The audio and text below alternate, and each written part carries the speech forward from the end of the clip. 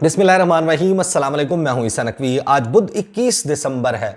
जुमा 23 दिसंबर में 2 दिन बाकी हैं। आज 21 और कल 22 दिसंबर सियासी एक्टिविटी और सियासी मारामारी से भरपूर दिन होने वाले हैं। इस वीडियो में आपके सामने 21 दिसंबर तक का, आज के दिन तक का सियासी मंजरनामा मैं आपके सामने रखूंगा और इन 2 दिनों में कौन सी बड़ी एक्टिविटीज होने जा रही हैं, क्या तवक्को रखनी चाहिए, इसके हवाले से बात करेंगे। एक बड़ा दावा है जो पाकिस्तान तहरीक इंसाफ की तरफ से किया गया है। एक रूलिंग जो कि पंजाब के स्पीकर सब्तान खान की तरफ से दी गई है, जिसने बज़ाहिर पीडीएम की जो हिकमत अमली थी परवेज़ इलाही के खिलाफ और जो पंजाब असम्बली है उसकी तहलील को रोकने से, उसकी डिसोल्यूशन को रोकने के लिए जो स्ट्रेटजी बनाई गई थी उसको बज़ाहिर नॉकडाउन कर दिया है। ये रूलिंग किस बुनियाद पर दी गई है, इस रूलिंग को भी देख लेंगे। और फिर 2 धमकियां हैं। एक धमकी बराह रास्त हुकूमत की जानिब से वज़ीर दाखिला राना सनाउल्लाह ने दी है और दूसरी धमकी सहाफ़ी तलत हुसैन के ज़रिए लगाई गई है।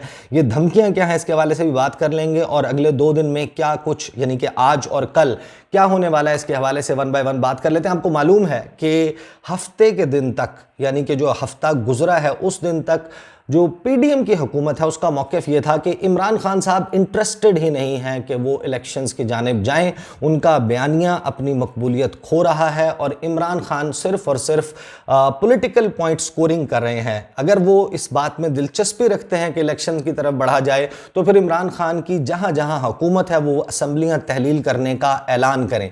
वो ऐलान इमरान खान साहब ने हफ्ते के रोज़ कर दिया और यही पीडीएम की जमातें जो पहले ये मौक़िफ़ रखे हुए थीं उसके बाद से मुसलसल सर धड़ की बाजी लगाई जा रही है। एड़ी चोटी का जोर लगाया जा रहा है कि किसी तरीके से तहरीक इंसाफ का ये फैसला, इस पर अमल दरामद से उन्हें रोका जाए कि पंजाब और खैबर पख्तूनख्वा की असम्बलियाँ तहलील हो जाएं।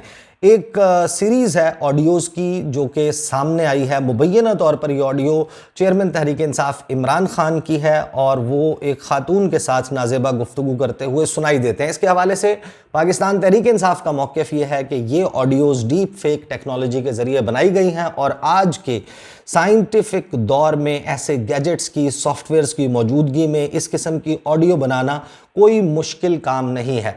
अब ये ऑडियोज़ के हवाले से मौक़िफ़ सामने आ गए। इसके अलावा जो दो बड़ी मूव्स की गई हैं पीडीएम की तरफ से, एक तो तहरीके अदम एतमाद जमा करवाई गई पंजाब असम्बली में, इसके हवाले से अभी बात चल रही थी। फिर अचानक एक खबर आई कि जो गवर्नर पंजाब हैं बलीगुर रहमान, उनकी जानिब से ये कहा गया है कि आज 21 दिसंबर बुध के दिन जो पंजाब के वज़ीर आला हैं परवेज़ इलाही, वो क्योंकि अक्सरियत जो अरकान की है पंजाब असम्बली में उनकी हिमायत खो चुके हैं, लिहाजा वो वोट ऑफ कॉन्फिडेंस लें, एतमाद का वोट लें।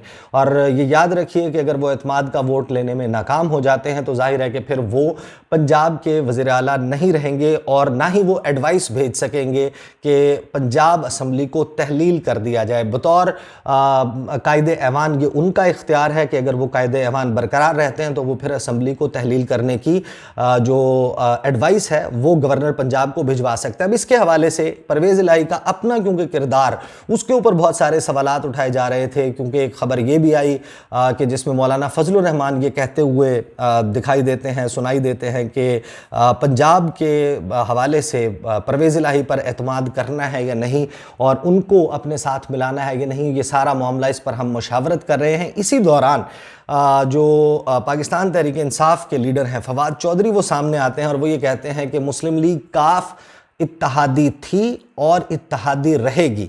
अब जब मुस्लिम लीग काफ के हवाले से ये सवालात उठाए जा रहे थे तो वाज़े तौर पर फवाद चौधरी का ये कहना, इसका मतलब ये है कि पाकिस्तान तहरीक इंसाफ को मुकम्मल कॉन्फिडेंस है कि मुस्लिम लीग काफ इस सारे मामले में उनका साथ नहीं छोड़ेगी। अब फवाद चौधरी ने क्या कहा, यह दावा है जो पाकिस्तान तहरीक इंसाफ की तरफ से किया गया। उन्होंने कहा कि इंशाल्लाह वोट ऑफ नो कॉन्फिडेंस का मुकाबला मिलकर किया जाएगा। हमारे पास अरकान की तादाद 190 है। 2 लोग, डिप्टी स्पीकर और रहीम यार खान से एमपीए, उन्होंने गुज़श्ता इलेक्शंस में एब्सटेन किया था। पार्टी पॉलिसी के ख़िलाफ़ जो है वो उन्होंने ये फ़ैसला किया, उन्होंने एब्सटेन किया, अपने वोट का हक़ उन्होंने इस्तेमाल नहीं किया। अब उनको नोटिस दिया जा रहा है कि वो भी लाजमन आएँ और पार्टी पॉलिसी के मुताबिक वोट दें। दोनों जमातों की अब इसके हवाले से बड़ा अहम फ़ैसला ये हुआ है कि आज और कल इन दोनों जमातों की पार्लिमानी पार्टीज़ की मीटिंग्स होंगी होंगी और उन पार्लिमानी पार्टीज की मीटिंग्स में चौधरी परवेज इलाही पर पाकिस्तान तहरीक इंसाफ और मुस्लिम लीग काफ एतमाद का इजहार करेंगे और पार्लिमानी पार्टी में यह फैसला कर लिया जाएगा कि जब ये तहरीक पेश की जाती है अदम एतमाद की तो उसमें वोट जो है वो परवेज इलाही को दिया जाए। अब ये जो पार्लिमानी पार्टी का फैसला है इससे इनहराफ जो है वो नहीं किया जा सकता, वो फिर डी सीट होने की तरफ मामला जो है वो जा सकता है। वो हम गुज़श्ता एपिसोड में देख चुके हैं जब ये पंजाब में ये सब कुछ चला था। फिर इसके हवाले से फवाद चौधरी हैं, उन्होंने कहा, उनका दावा जारी है, वो ये कहते हैं कि स्पीकर साहब का इख्तियार है कि वो किस मामले को पहले टेकअप करते हैं, एतमाद के वोट को या अदम एतमाद को। अभी तक रूलिंग सामने नहीं आई थी जिस वक्त फवाद चौधरी ये बात कर रहे थे। उसके बाद रूलिंग जो है उसने सारी कहानी तब्दील की। उन्होंने कहा साथ ही फवाद चौधरी ने कि और वोट ऑफ नो कॉन्फिडेंस की नाकामी के फौरन बाद, कि जैसे ही जुमे के दिन वोट ऑफ नो कॉन्फिडेंस नाकाम होगा उसके फौरन बाद पंजाब असम्बली की तहलील करने की एडवाइस भेज दी जाएगी। हुकूमत सिर्फ इलेक्शन से फरार चाह रही है। ये बात समझ लें कि अगर आप इलेक्शन नहीं जीत सकते और अवाम आपके साथ नहीं है तो आप हुकूमत नहीं कर सकते। अपना शौक पूरा कर लें, वोट ऑफ नो कॉन्फिडेंस नाकाम होगा और इलेक्शन में जाना पड़ेगा। ये दावा है जो पाकिस्तान तहरीक इंसाफ की तरफ से किया गया। अब क्योंकि स्पीकर को जो इजलास जो है वो उसके हवाले से फैसला किया था, जो गवर्नर पंजाब हैं बलीगुर रहमान, उन्होंने ये अनाउंस किया था कि जो वज़ीर आला पंजाब हैं वो वोट ऑफ कॉन्फिडेंस लें और आज का दिन उसके लिए उन्होंने मुकर्रर किया था। उसके हवाले से स्पीकर पंजाब असम्बली का बड़ा दिलचस्प फैसला सामने आया। इजलास चल रहा था गुज़श्ता रोज़ पंजाब असम्बली का। अपोजिशन ने कोरम पॉइंट आउट किया, मतलूबा अरकान मौजूद नहीं थे। 5 मिनट के लिए इजलास को, उसकी कार्रवाई को मुलतवी किया गया और उसके बाद स्पीकर पंजाब असम्बली आए और उन्होंने ये कहा कि इजलास जो है वो जुमा 23 दिसंबर तक मुलतवी किया जाता है। अब इजलास जारी है, इजलास को उसी तरीके से मुलतवी कर दिया गया और प्रोरोग नहीं किया गया, यानी कि गैर मुय्यना मुद्दत के लिए इजलास मुलतवी नहीं हुआ। फिर इसके हवाले से एक बड़ी दिलचस्प 2 सफ़ात पर मुश्तमिल रूलिंग जो है वो स्पीकर चैम्बर की तरफ से जारी की गई। ये रूलिंग मेरे सामने मौजूद है जिसमें उन्होंने बुनियाद बनाया है कि जो फैसला है बलीगुर रहमान साहब का कि वोट ऑफ कॉन्फिडेंस लें परवेज़ इलाही पंजाब असम्बली से, ये नहीं किया जा सकता मौजूदा इजलास के दौरान। अब ये जो सब्तान खान साहब की तरफ से रूलिंग दी गई है, ये रूलिंग मैं आपके सामने रख देता हूँ। ये बड़ी दिलचस्प रूलिंग है और ये मामला अदालत में जा सकता है। अपोजिशन जो पंजाब में है पीडीएम जमातों पर मुश्तमिल, उन्होंने ये इंदिया दिया है कि मामले को अदालत में ले जाया जा सकता है, लेकिन फिर इसके हवाले से धमकियों का सिलसिला भी शुरू हो गया। अब सब्तान खान जो है उन्होंने क्या कहा, उन्होंने कहा कि जो प्रोविंशियल असम्बली है पंजाब की उसका इजलास अभी जारी है, वो ख़त्म नहीं हुआ, जो कि स्पीकर ने बुलाया था, जिस इजलास के लिए रिक्विजिशन जो है वो 23 अक्टूबर 2022 को दी गई थी। इसके हवाले से जो इन्फॉर्मेशन है, जनरल इन्फॉर्मेशन, उसको पब्लिश किया गया था, शाया किया गया था।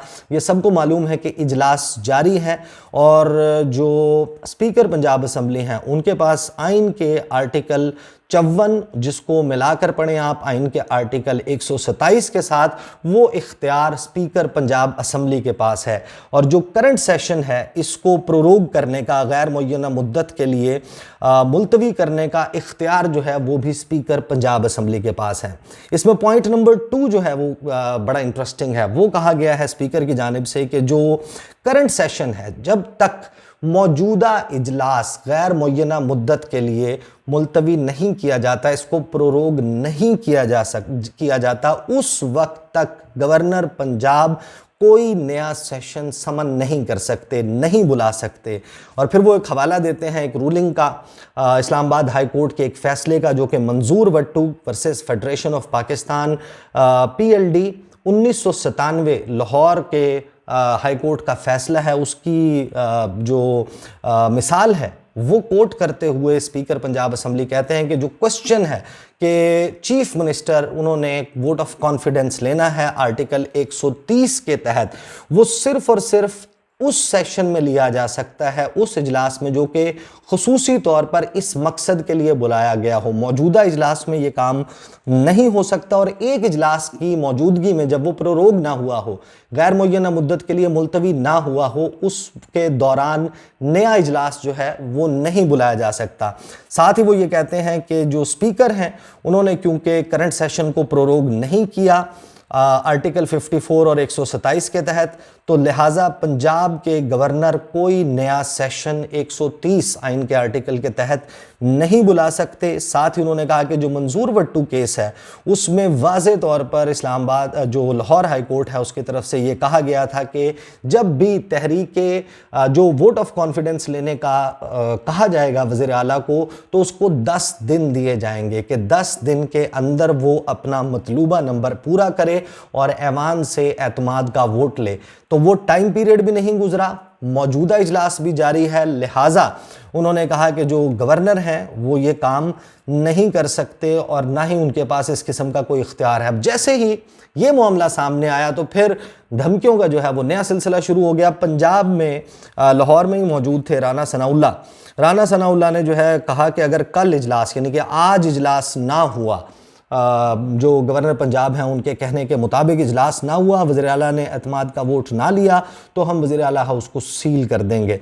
साथ ही उन्होंने ये भी दावा किया कि अगर आज परवेज़ इलाही वोट ऑफ कॉन्फिडेंस नहीं लेते असम्बली से, पंजाब असम्बली से, तो फिर वो वज़ीर आला नहीं रहेंगे, वज़ीर आला का उनका स्टेटस जो है वो ख़त्म हो जाएगा और इसके हवाले से नोटिफिकेशन जो है वो भी जारी किया जा सकता है बलीगुर रहमान की तरफ से। अब ये सारा मामला इतना कम्प्लेक्स हो गया, इतना पेचीदा हो गया है कि इसमें ये मामला अगर जो गवर्नर पंजाब हैं वो इस किस्म का कोई नोटिफिकेशन जारी कर देते हैं, फिर उसकी ऑथेंटिसिटी जो है वो चैलेंज होगी, उसके हवाले से जो क्वेश्चन है वो चला जाएगा लाहौर हाई कोर्ट में, कोर्ट ऑफ लॉ के सामने। जब अदालत के सामने ये मामला चला जाएगा तो फिर अदालत अपना इख्तियार इस्तेमाल करते हुए फिल वक्त कोई भी कार्रवाई मजीद चलने से हो सकता है कि रोकने का हुक्मनामा जारी कर दे, जिसका मतलब यह है कि ये जो 23 दिसंबर के हवाले से प्लानिंग है और 23 दिसंबर को मजीद कार्रवाई होनी है वो इल्तवा का शिकार भी हो सकती है। सारे मामले को डिले किया जा सकता है, लेकिन इसको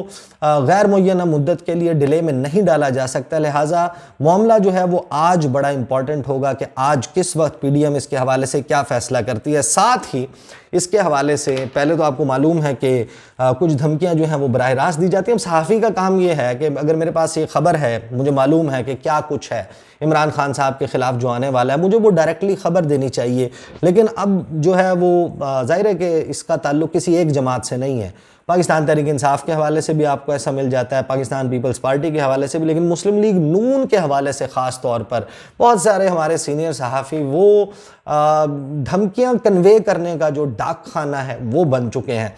आप इनकी टाइमलाइन पर जाएं ट्विटर की, आपको नज़र आएगा एक सीरीज़ ऐसी ट्वीट्स की जिसमें इंतबाह किया जा रहा होगा, वार्निंग्स दी जा रही होंगी कि अगर इमरान खान ने ये किया तो फ़लाँ चीज़ हो सकती है, इमरान खान ये करने से बाज रहे हैं, फ़लाँ टीवी चैनल जो है वो ये करने से बाज रहे। तो तलत हुसैन साहब जो हैं उन्होंने एक दिलचस्प ट्वीट किया, उन्होंने कहा कि Imran has no idea what is coming his way, कि इमरान खान को अंदाज़ा ही नहीं है कि कितना बड़ा तूफ़ान उनके लिए आने वाला है, किस किस्म की तैयारी उनके ख़िलाफ़ हो रही है। Audios are a tip, an iceberg is floating ahead, के टिप ऑफ द आइसबर्ग कहते हैं जो बर्फ़ का तोदा पानी में जब आपको नज़र आता है, एक आइसबर्ग नज़र आता है, तो उसके बारे में ये कहा जाता है कि जो टिप ऑफ द आइसबर्ग है वो तो सिर्फ एक मामूली सी आपको नज़र आ रही होती है, असल में जो नीचे मौजूद आइसबर्ग होता है, जो बर्फ़ानी तोदा होता है, वो कई गुना ज़्यादा होता है। अब लगता ये है कि तलत हुसैन साहब जो हैं वो ये इशारे दे रहे हैं, वो ये कह रहे हैं कि कुछ शायद मज़ीद ऑडियोज़ या फिर हो सकता है कि वीडियोज़ सामने आ जाएं।